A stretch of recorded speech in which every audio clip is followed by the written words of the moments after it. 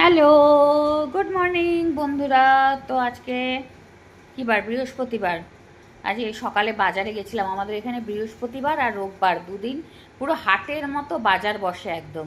তো বাজারে গেছিলাম কারণ মাছ ছিল না বাড়িতে, মাছ আনতে গেছিলাম। তো টাটকা টাটকা একদম মাগুর মাছ এনেছি, আর তার সাথে সবজি বাজারও কিছু করেছি। বাড়িতে আছে সবজি বাজার, তাও কিছু সবজি বাজার করে আনলাম।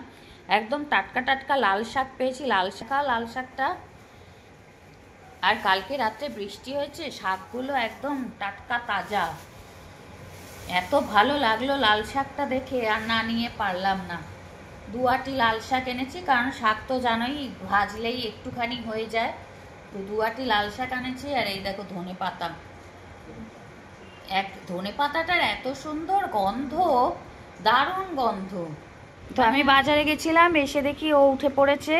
উঠে পড়ে ব্রাশ টাশ করে বসে আছে। আসার পরেই আমাকে বলছে, মা আমার খুব খিদে পেয়েছে। তো ওই জন্য ওর জন্য এখন দুধ ছাতু করেছে। খাবে তো?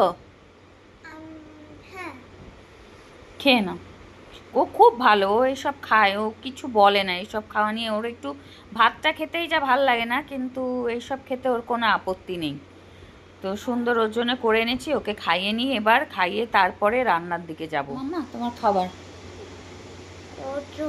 না খুব গরম নই বাবা, হালকা গরম আছে। টিকলিকে খাইয়ে আমরাও ব্রেকফাস্ট করে করে তারপর চলে এলাম আমি রান্না করতে।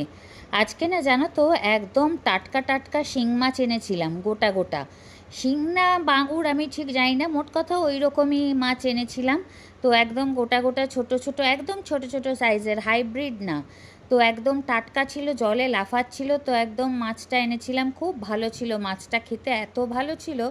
তো এনে তারপরে মাকে বললাম, মা এটা একটু পরিষ্কার করে দাও, কারণ আমি না ঠিক পরিষ্কার করতে পারি না। আসলে এই মাছের গায়ে এত বেশি ময়লা থাকে যে ওই ময়লা পরিষ্কার করতে অনেক সময় লেগে যায়, আর আমি ঠিক মতো পারিও না।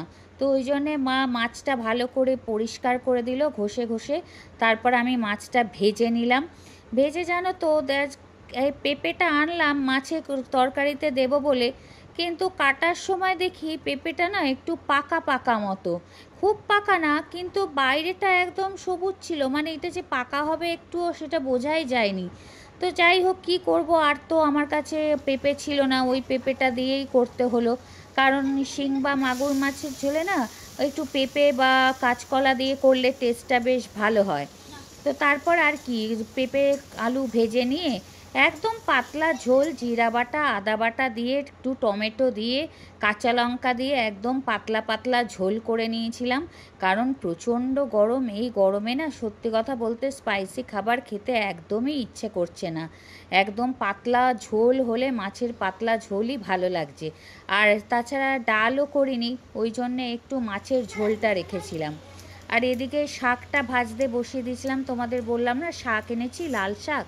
তো লাল শাকটা ভাজতে বসিয়ে দিয়েছিলাম, একটা শুকনো লঙ্কা ফোড়ন দিয়েছিলাম, আর একটু কালো জিরে ফোড়ন দিয়ে শাকটা ভাজতে ভাজতে দেখি মাছের ঝোলটা হয়ে গেছে।